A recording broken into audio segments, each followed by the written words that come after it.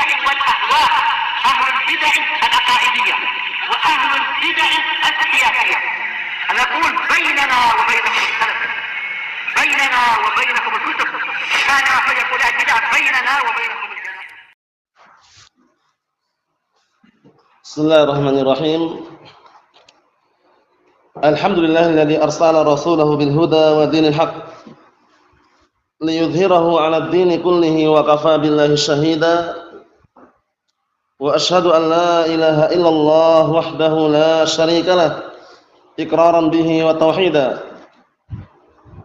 وأشهد أن محمدا عبده ورسوله صلى الله عليه وعلى آله وسلم تسليما مزيدا لا نبي بعده. Ikhwani fi din, azzani wa jazakumullah, barakallahu fikum. Kita lanjutkan bacaan terhadap kitab Syarah Ad-Durusul Muhimmah li 'Ammatil Ummah yang dijelaskan oleh Syekh Al-'Allamah Abdul Aziz Ibnu Abdullah Ibnu Baz rahmatullahi alaih. Sekarang kita masih berada pada pembahasan seputar orang yang hendak meninggal. Kemarin sudah kita bahas yaitu mentalqin al-mayyit. Hadis yang sahih adalah laqinu mautakum la ilaha illallah. Talqinlah orang yang hendak mati di antara kalian dengan kalimat la ilaha illallah. Itu yang sahih. Adapun yang dhaif, laqinu mautakum biyasin, atau dengan semakna itu. Talqinlah orang yang hendak mati di antara kalian dengan membacakan surat Yasin. Itu hadisnya dhaif. Nah, itulah yang sehingga saat ini orang-orang awam yang jauh dari ilmu, yang belum paham tentang hadis tersebut, mengamalkannya. Sebelum meninggal ada acara Yasinan. Paham ya? Kadang milihnya malam Jumat Kliwon. Ya. Nah, barakallahu fi, sebelum diawali baca surat Yasin, Al-Fatihah. Nah, gitu, ma'ruf, masyhur ya. Nah, itu ternyata enggak ada dalilnya. Jadi kalau orang udah hendak meninggal dunia, talqinnya adalah kalimat tauhid, yaitu la ilaha illallah. Adapun caranya kemarin sudah kita lewati. Apakah disyariatkan untuk mengulang-ulang setelah dia mengucapkan kalimat la ilaha illallah? Apakah disyariatkan untuk mengulang-ulang terus kemarin? Naufal, kalau sudah mengucapkan la ilaha illallah disyariatkan enggak diulang lagi atau cukup? Cukup. Kalau sudah mengucapkan kalimat la ilaha illallah cukup. Jangan dipaksa untuk mengulang-ulang terus sampai dia mengucapkan ucapan yang lain, baru diulang kembali. Paham ya? Jangan sampai keliru. Nah, kemudian yang berikutnya, sanian, yang kedua, halaman 308 itu, idza tayaqqana mautuhu, kalau benar-benar kematian itu udah yakin benar-benar mati, apa yang harus dilakukan? Dzakara Syekh rahimahullah taala, yang pertama ighmadu ainai, memejamkan kedua matanya. Karena biasanya kalau orang meninggal dunia itu matanya terbuka ke arah atas, ke arah langit ini. Paham ya? Nah, apa yang dilakukan? Dipejamkan kedua matanya tadi itu. Paham ya? Diginikan. Biar apa? Biar barakallahu fikum, tertutup kedua matanya. Ditutupkan. Nah, karena posisinya kenapa kok demikian? Nanti akan kita lewati hadisnya. Jadi kalau orang dicabut ruhnya, barakallahu fikum, pandangan itu mengikutinya. Paham ya? Sehingga apa? Sering atau jumpai kalau orang meninggal dunia matanya ke arah atas. Melek. Paham ya? Terbuka. Nah, termasuk ini syariatkan dalam syariat adalah apa? Barakallahu fikum, memejamkan mata tadi itu. Ditutupkan kedua matanya. Kita lihat sini, wa dzalika li hadiits Ummi Salamah radhiyallahu anha qalat. Dalilnya adalah hadis Ummi Salamah radhiyallahu anha, beliau berkata, dakhala Rasulullah sallallahu alaihi wasallam ala Abi Salamah wa qad syaqqa basaruhu fa aghmadahu. Saat itu Rasulullah sallallahu alaihi wasallam masuk dalam kondisi atau keadaannya waktu itu ketika meninggalnya Abu Salamah. Paham ya? Dalam keadaan Abu Salamah, nah barakallahu fikum, pandangannya terbuka. Ewa. Nah, fa'aghmadahu, kemudian Rasulullah memejamkan matanya, ditutupkan matanya. Tsumma qol, kemudian Rasulullah alaihi wasallam menyatakan, innar ruha idza qubida tabi'ahul basar, akhrajahu Muslim. Sesungguhnya ruh apabila dicabut maka pandangan mengikutinya. Sehingga tidak asing lagi kalau antum jumpai orang meninggal biasanya matanya terbuka ke arah atas ini. Nah, itu seringnya seperti itu ya, seringnya. Nah, barakallahu fiik. Itu karena apa? Karena pandangan tadi mengikuti apa? Ruh tadi itu. Naam. Itu yang pertama. Dipejamkan, ditutupkan kedua matanya. Yang kedua, washaddul lihyaihi, dan juga menutupkan mulutnya. Lihyaihi maksudnya mulut. Ini. Paham ya? Nah, karena mulut ini terletak di antara dua barakallahu fiikum. Nah, barakallahu fiikum, yaitu jenggot dan kumis. Paham ya? Nah, sehingga maksudnya adalah yang diinginkan oleh lihyaihi ini adalah mulut. Paham ya? Mulut. Wal muradu bidzalika iqfalu famih. Yang diinginkan dengan barakallahu fiikum menutupkan kedua lihyahnya ini maksudnya apa? Maksudnya adalah menutupkan mulutnya. Karena biasanya kalau orang meninggal dunia itu matanya ke arah atas, mulutnya terbuka. Ditutup. Paham ya? Ditutupkan mulutnya tadi. Gitu. Paham ya? Tutupkan. Intinya bagaimana caranya yang jelas biar tertutup. Naam. Tujuannya apa sih? Tujuannya tutup. Nanti kalau mandikan biar airnya enggak masuk. Paham ya? Nah, disebutkan sini, bukan dari ana ya, disebutkan sini. Nanti kalau mandikan, kalau terbuka kan airnya masuk. Kita lihat sini. Naam, wa yusaddul lihyan bi'asabatin wa nahwiha. Maksudnya apa? Nah, barakallahu fikum, dikencangkan kedua mulutnya tadi itu, maksudnya dikencangkan itu maksudnya bagaimana? Maksudnya itu dirapatkan, ditutup. Paham ya? Nah, karena kadangkala barakallahu fikum sangat keras ini. Itu kalau cuma antum pelan enggak kuat, harus kuat biasanya, harus benar-benar kuat untuk menutupkan apa? Barakallahu fikum, mulutnya tadi. Li'alla yadkhuluhu al-hawa awil ma 'inda ghuslihi wa li'alla tusawwiha khilqatuhu. Artinya tujuannya apa tujuannya? Agar ketika memandikan nanti tidak kemasukan apa? Udara atau tidak kemasukan air sehingga tutup mulutnya. Paham ya? Nah, jadi biasanya kalau orang meninggal dunia itu jasadnya itu kaku.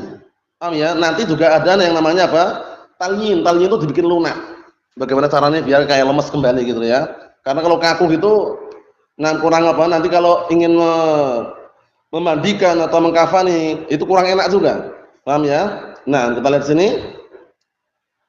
Dan tujuan yang lain adalah apa? Agar tidak memperjelek bentuknya. Coba kalau anda melihat orang meninggal mulutnya tetap dibuka nih, kan ngeri juga. Paham ya? Makanya tutup. Paham ya? Tujuannya apa? Biar barakallahu fikum, bentuknya tadi itu, khilqahnya, bentuknya, posturnya tadi itu tidak apa? Tidak jelek. Barakallahu fik, tutup. Biasanya udah tutup ya udah enggak, insyaallah enggak terbuka lagi insyaallah. Paham ya? Karena biasanya ada yang kaku-kaku itu ya. Itu cara yang kedua. Pertama, ditutupkan kedua matanya, dipejamkan. Yang kedua, barakallahu fikum, mulutnya ditutupkan.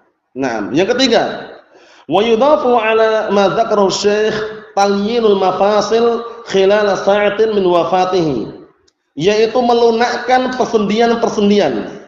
Paham ya? Di sela-sela waktu dia meninggalnya. Karena biasanya kalau meninggal itu kan kaku itu biasanya. Paham ya? Apalagi kalau awal-awal masih lunak lah awal-awal. Tapi kalau udah agak lama itu kaku biasanya. Antum lihat ayam kalau antum sembelih sudah mati, kalau awal-awal masih lemas kan? Tapi udah lama kaku enggak? Ya seperti itu. Paham ya? Barakallahu fik. Maksudnya apa? Maksudnya itu dilunakkan kembali, dipejet-pejet. Paham ya? Barakallahu fik, tadlik. Maksudnya untuk apa? Biar lunak kembali sehingga mudah untuk nanti dimandikan, mudah dikafani. Liyashul naqluhu wa ghusluhu wa takfinuhu. Tujuannya agar mudah memindahkannya dan memandikannya serta mengkafaninya. Memandikannya mudah, mindahkan mudah, mengkafani pun juga mudah. Karena apa? Karena kalau barakallahu fikum kalau enggak segera dilunakkan tadi itu khawatir kaku ini. Kalau kaku ini sulit juga. Harus segera disedekapkan misalkan. Nah, kalau dibiarkan gini kan barakallahu fikum sulit juga nanti. Ya enggak? Ikhwani fi din azza wa jazakumullah, dulu ini kisah kabarnya bukan hoax ya. Ketika di Damas dulu ada ikhwah kita yang terbunuh rahimahullah. Saat itu posisinya dia lagi megang senjata gini. Ketika meninggal ya karena enggak segera kita ambil karena posisinya sangat enggak memungkinkan ya karena peperangan terus berkecamuk waktu itu ya. Ketika kita jumpai kondisinya ini udah kaku gini tangannya. Paham ya? Disedekam gini, balik lagi gini. Akhirnya kita upayakan semaksimal mungkin, akhirnya memakamkannya seperti memakamkannya. Karena sulit. Dimana balik lagi gini. Paham ya? Masya Allah, kondisinya megang, kelihatannya itu kayak megang senjata gitu loh. Paham ya? Menunjukkan bahwasanya ketika orang meninggal dunia, kalau jarak udah lama itu kaku. Paham ya? Itu kalau jaraknya masih belum lama, segera dilunakkan. Segera dilunakkan, biar mudah dipindahkan, mudah dimandikan, mudah dikafani. Kemudian yang keempat, wad'u siqalin munasib ala batnih, meletakkan beban yang cocok di atas perutnya. Tujuannya apa tujuannya? Biar perutnya enggak bengkak. Biar perutnya itu tidak barakallahu fikum mengalami pembengkakan. Paham ya? Karena biasanya kalau lama itu kan membesar perutnya. Diletakkan suatu beban yang cocok di atas perut tersebut. Tujuannya apa? Liyamna intifakhahu. Tujuannya agar beban tadi itu mencegah apa? Pembengkakan. Paham ya? Membesar itu. Idza lam yu'jal fi taghsil, kalau enggak segera dimandikan. Ini kalau enggak segera dimandikan, tapi kalau segera ya segera, enggak perlu diletakkan beban. Paham ya? Lebih baik disegerakan karena nanti ada dalil atau hadis yang menunjukkan apa?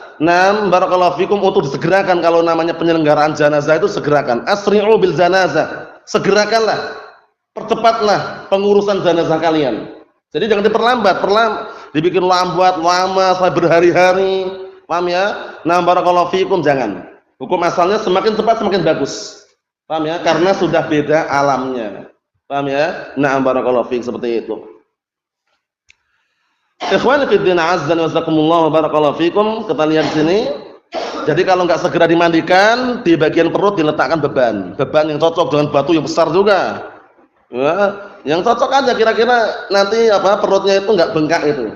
Enggak mengalami barakallahu fikum pembengkakan. Itu aja tujuannya. Itu kalau enggak segerakan, tapi yang lebih baik disegerakan kalau memungkinkan. Yang kelima, taghtiyatul jism hatta yusra' fi tajhizihi, menutup badannya. Anggota badan tadi itu ditutup sampai benar-benar dimulai penyelenggaraan jenazahnya. Jangan dibuka itu terbuka kemudian terlihat kemana-mana, jangan.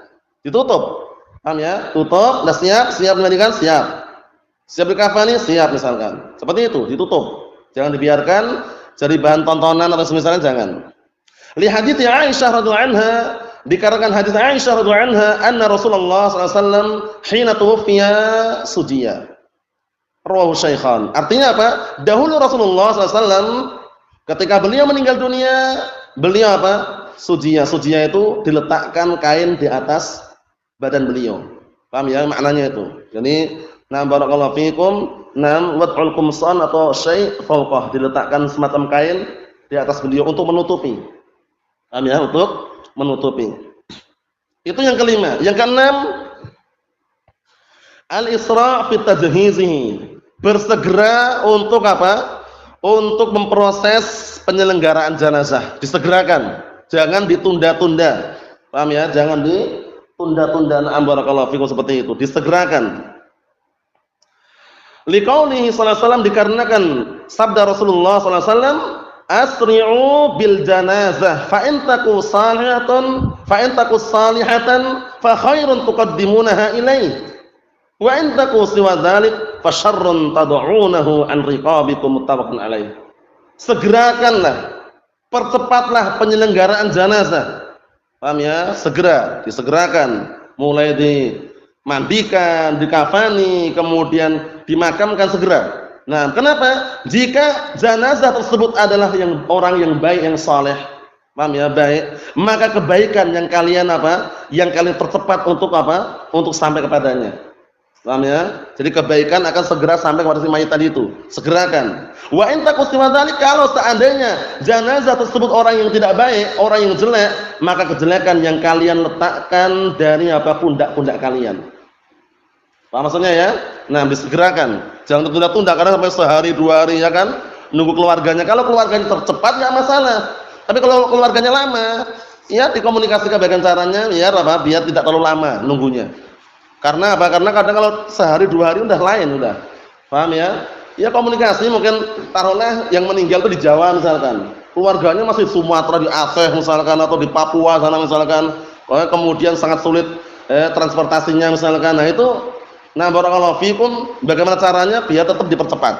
Karena kalau nunggunya lama itu nanti banyak perubahan. Paham ya? Banyak perubahan. Naam.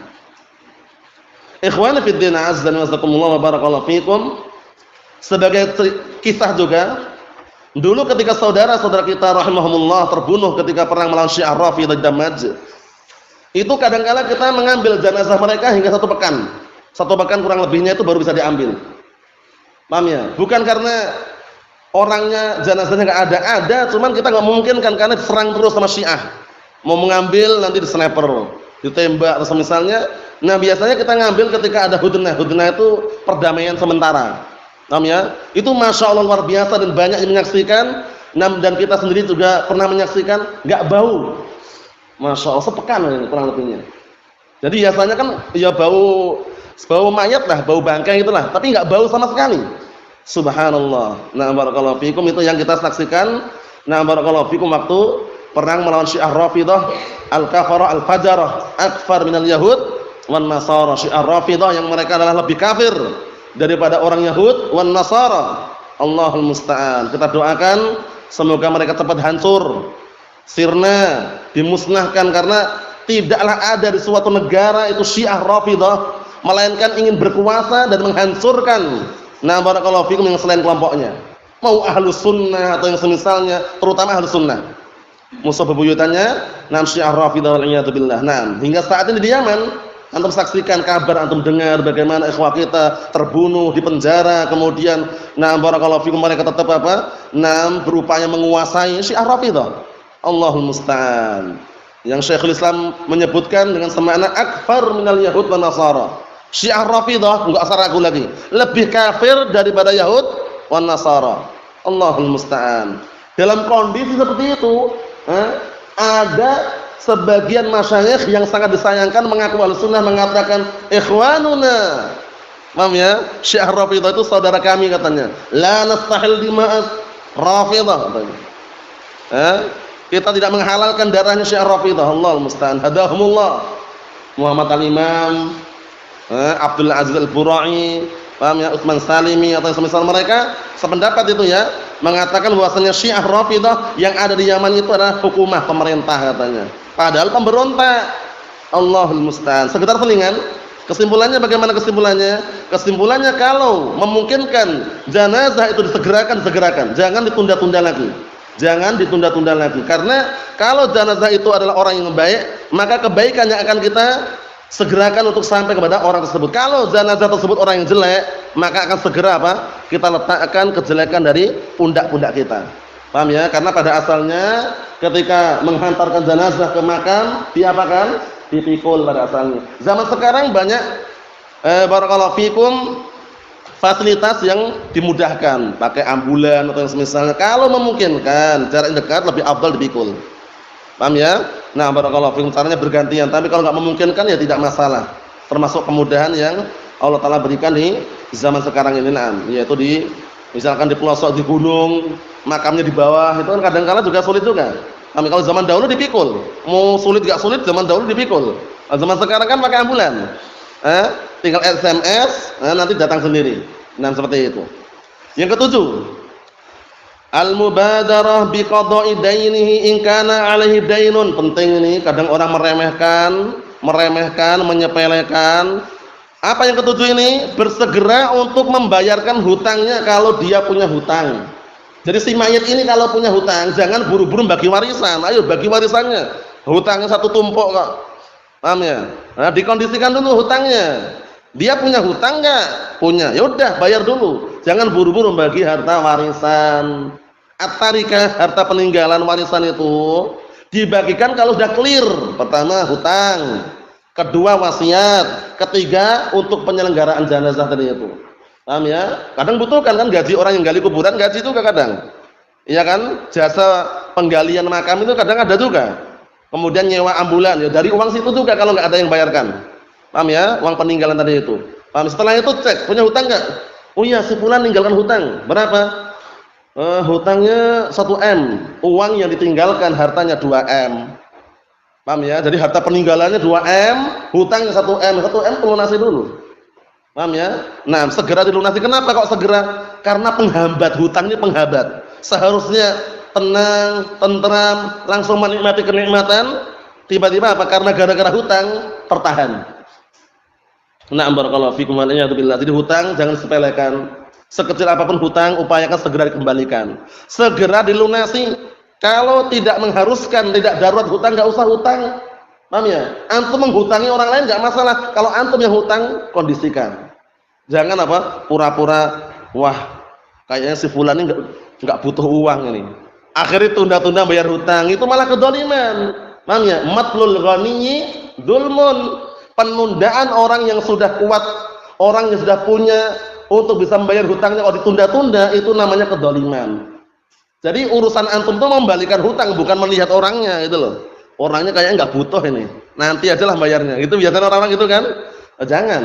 Butuh enggak butuh urusan antum bayarkan apa? Lunasi hutang. Ini lihat ini. Al-mubadarah, bersegera bi qada'i dainihi, untuk menunaikan membayarkan hutangnya. In kana 'alaihi dainun, kalau dia punya hutang, segera dibayar hutangnya.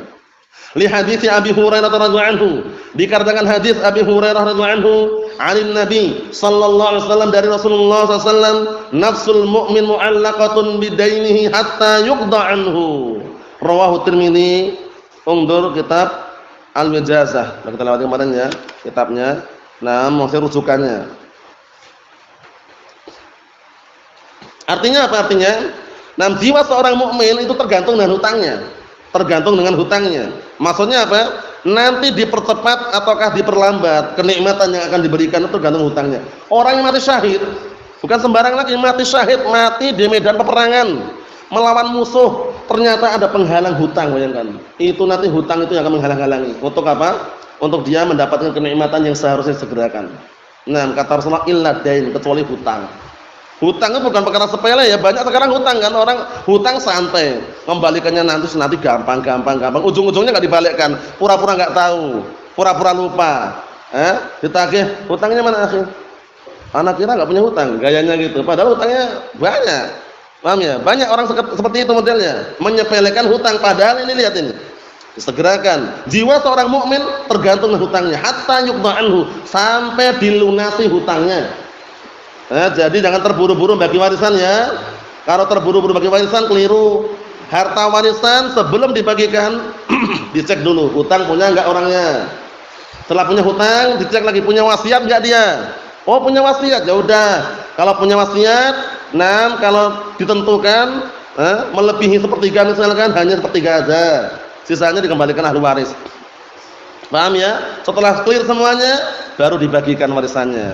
Nah, jangan terburu-buru. Ikhwan fi din, azza wa jazakumullah, barakallahu fikum. Kita ambil satu lagi. Salisan yang ketiga. Yang pertama talqin. Yang kedua apa tadi? Kalau matanya terbuka, dipejamkan, ditutupkan. Mulutnya juga terbuka, ditutupkan. Paham ya? Yang ketiga, salisan yajibu taghsilul mayyit al-muslim. Wajib memandikan mayit yang muslim. Wajib dimandikan. Kecuali, ini penting, kecuali ini. Wajib memandikan apa? Mayit yang muslim. Nah, wajib memandikan mayit yang muslim. Illa, kecuali, perhatikan kecualinya ini. An yakuna syahidan mata fil ma'rakah. Ini penting ini. Kecuali orang yang mati syahid meninggal di medan peperangan. jihad fisabilillah melawan Syiah Rafidhah, melawan orang kafir, kok meninggal di medan peperangan, enggak perlu dimandikan, enggak perlu disolatkan, langsung dimakamkan dengan apa? Kafannya apa kafannya? Kafannya pakaian yang dia pakai perang tadi itu. Dan ini yang walhamdulillah waktu itu kita praktekkan, kita amalkan, kita barakallahu fikum lakukan ketika di Damas, ketika apa? Saudara-saudara kita meninggal, terbunuh. Barakallahu fikum di medan peperangan. Paham ya? Barakallahu fikum seperti itu. Kita lihat sini. Kecuali orang yang mati syahid, mati di medan peperangan. Fa innahu la yughsal wa la yusalla alaihi. Penting ini, pengecualian jangan sampai keliru ya. Maka tidak dimandikan, tidak pula apa? Disolatkan. Enggak perlu disolatkan, enggak perlu dimandikan. Paham ya? Ya benar. Ini ketika apa? Meninggal di medan peperangan. Karena mati syahid itu ada dua. Syahid yang hakiki sama syahid yang hukmi. Syahid yang hakiki yang ini, yang meninggal di medan peperangan ini, perang lawan musuh meninggal dia. Kalau syahid yang hakiki, orang dihukum mati syahid seperti mati karena apa? Sakit perut. Mati karena apa? Barakallahu fikum tenggelam. Mati karena tertimbun bangunan. Mati karena terkena wabah taun atau yang semisalnya. Paham ya? Atau karena terbakar. Itu semuanya mati syahid yang sifatnya apa? Hukmi, bukan hakiki. Kalau seperti itu tetap dimandikan, tetap dikafani, tetap disolatkan. Paham belum? Cuman hukumnya memiliki hukum mati syahid. Paham bedanya ya? Yang syahid yang bagaimana? Yang tidak dimandikan, tidak disolatkan, syahid yang hakiki, yang mati di medan peperangan. Jangan sampai keliru ya. Man qutila duna malihi fa huwa syahid. Barang siapa yang meninggal karena mempertahankan hartanya, dia mati syahid. Syahid hukmi. Tetap dimandikan, tetap dikafani, tetap bersolatkan. Kalau syahid yang di sini maksudnya apa? Yang enggak perlu dimandikan, enggak perlu disolatkan, yang mati syahid di medan peperangan. Bedakan ya? Kita lihat sini. Bal yudfan fi thiyabih, bahkan langsung dimakamkan, dikuburkan beserta pakaiannya tadi itu. Li'anna Nabiyya sallallahu alaihi wasallam lam yaghsil qatla Uhud wa lam yusalli alaihim. Dikarenakan Rasulullah SAW tidak memandikan orang-orang yang terbunuh di perang Uhud dan juga beliau tidak menyolati mereka. Paham maksudnya ya? Enggak dimandikan, kemudian tidak disolatkan orang-orang yang meninggal di pada peperangan perang Uhud.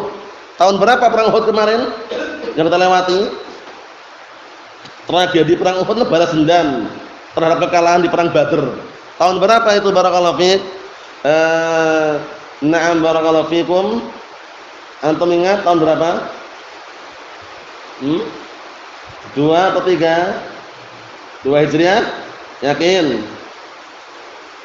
Perang Uhud tahun berapa, Abdurrahman? Tahun 3. 2 Badr. Selesai Badr mereka balas dendam, kalah karena akhirnya perang Uhud. Terjadilah itu perang Uhud. Tahun 3 Hijriah. Kita lewati kan? Kita lihat syarahnya bawahnya itu. Untuk yang Rabi'an pada pertemuan yang akan datang. Wujubu taghsilihi, wajib memandikan mayit. Wajibnya memandikan apa? Mayit. Ini yang bagaimana tadi? Yang tidak mati di medan peperangan. Kalau mati di medan peperangan, mati syahid, maka perlu enggak dimandikan tadi? Enggak perlu. Perlu enggak disolatkan? Enggak perlu. Perlu enggak diganti kain kafan baru? Enggak perlu. Dikafani dengan pakaian yang dia pakai untuk perang tadi itu. Paham ya? Barakallahu fikum seperti itu. Idza matal muslimu saghiran aw kabiran, perhatikan kitabnya, apabila seorang muslim meninggal dunia, kecil maupun besar, wajib taghsiluhu, wajib memandikannya. Sawa'un kana jasaduhu kamilan aw kana ba'duhu faqat. Perhatikan ini. Baik jasadnya sempurna semuanya ada, utuh, kepalanya juga ada, utuh semuanya, atau sebagiannya saja. Contohnya dia perang melawan orang kufar, meninggal dalam kondisi apa? Barakallahu fikum, badannya apa? Berserakan misalkan, ya yang ada tersebut dimakamkan. Tapi enggak perlu disolatkan, enggak perlu mandikan, itu kalau mati syahid. Kalau yang mati biasa, kecelakaan taruhlah. Kecelakaan, qadarullah masyafal, tabrakan, naudzubillah min dzalik ya. Kemudian ternyata apa? Tabrakan kepalanya terlempar, sehari-hari enggak ketemu kepalanya. Kira-kira dimakamkan enggak Pak? Yang badannya tadi sisanya tadi. Tetap dimakamkan, tetap dimandikan juga. Untuk kepalanya cari dulu, kalaupun enggak ketemu ya udah. Yang ada tadi itu tetap dimandikan, dikafani, kemudian disolatkan. Nah kalau suatu ketika kepalanya ketemu, bagaimana kepalanya? Ya nanti kalau memungkinkan untuk dimakamkan sama dengan tempat tersebut, dimakamkan. Paham ya? Disusulkan intinya. Kalau ketemu, tapi kalau nggak ketemu, badan yang ada tadi itu dilaksanakan seperti penyelenggaraan jenazah yang ada. Naam. Ikhwan fi din azza wa jazakumullah barakallahu fikum, dikit lagi. Walladzi la yuksal min mautal muslimin huwa syahidul ma'rakah alladzi saqata qatilan bi aidil kuffar. Perhatikan baik-baik ini. Adapun yang tidak dimandikan dari kalangan kaum muslimin yang mati, yang meninggal, yang tidak dimandikan, huwa syahidul ma'rakah, yaitu mayit yang mati syahid di medan peperangan. Alladzi saqata qatilan, yang gugur terbunuh bi aidil kuffar, yang gugur terbunuh, nah barakallahu fikum, nah melalui tangannya orang-orang kufar, perang gitu ya. Fi medanil jihad, di medan peperangan. Ini nah barakallahu fikum tempat berjihad fi sabilillah. Liqaulihi sallallahu alaihi wasallam, dikarenakan sabda Rasulullah sallallahu alaihi wasallam, la tafsiluhum fa inna kulla jarhin au kulla damin yafuhu miskan yaumil qiyamah, rawahu Ahmad bi sanad sahih. Masyaallah. Perhatikan ini ya. Jangan kalian mandikan mereka. Jangan kalian mandikan mereka. Karena sesungguhnya luka, setiap darah yang menetes itu nanti dari kiamat akan memunculkan bau yang wangi seperti bau misik. Masya Allah, darahnya berbau seperti bau misik. Paham ya? Nah barakallahu fikum, seperti itu. Dan orang yang meninggal dunia karena mati syahid, Allah Ta'ala kadang-kala kehendaki jasadnya enggak dimakan oleh tanah. Kadang-kala, tergantung dengan Allah Ta'ala. Paham ya? Nah, wa illa pada asalnya orang yang meninggal dunia dimakan oleh tanah atau tidak?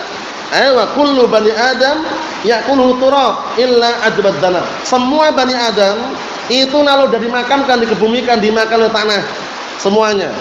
Kecuali tulang ekor. Kecuali apa? Kecuali tulang ekor. Semuanya dimakan oleh tanah kecuali apa? Tulang ekor. Minhu khuliq wa fihi yurakkab. Dari tulang ekor tersebut akan diciptakan kembali dan akan disusun kembali. Kecuali apa? Kecuali para nabi dan rasul dan orang-orang yang mati syahid. Itu pun dengan seizin Allah Ta'ala. Paham ya? Nah, yang termasuk bukti yang kita menyaksikan sendiri, kisah lagi enggak masalah ya. Yang dulu kita saksikan ketika saudara kita terbunuh di Damaja. Saat itu kurang lebihnya setahun sudah dimakamkan, kurang lebihnya. Dalam kondisi yang semula darahnya mengalir, setelah setahun tersebut kita bongkar makamnya karena banjir waktu itu. Dipindahkan di tempat yang lebih aman. Dibongkar semuanya, bukan hanya 1-2 orang, lebih dari 5 itu ya. 6 barakallahu fikum, 6 jenazahnya kita pindahkan masih utuh. Masih utuh. Setahun barangnya kurang lebih. Ya cuman ada tanah-tanahnya itu, yang berjenggot masih ada jenggotnya. Yang darahnya mengalir masih ada darah segarnya, bayangkan itu. Nah barakallahu fikum. Kemudian yang barakallahu fikum, semula kelihatannya senyum, masih senyum. Paham ya? Ya cuman ada tanah-tanahnya itu aja. Maksudnya apa maksudnya? Dengan seizin Allah Ta'ala, sebagaimana ayat yang sudah antum hafal, antum membacanya dalam Al-Qur'an Karim, bahwasanya orang-orang yang mati di medan peperangan, medan ma'rakah, itu zahirnya mereka itu sebenarnya apa? Kelihatannya mati tapi mereka hidup di sisi Allah Subhanahu wa taala. Kadang ditampakkan jasadnya ya utuh. Nah, barakallahu fikum, seperti itu. Wa na'am, wallahu a'lam bissawab. Ini yang Anda sampaikan, semoga bisa dipahami. Ini ada 2 pertanyaan, kita lihat, semoga Allah Ta'ala mudahkan untuk menjawabnya.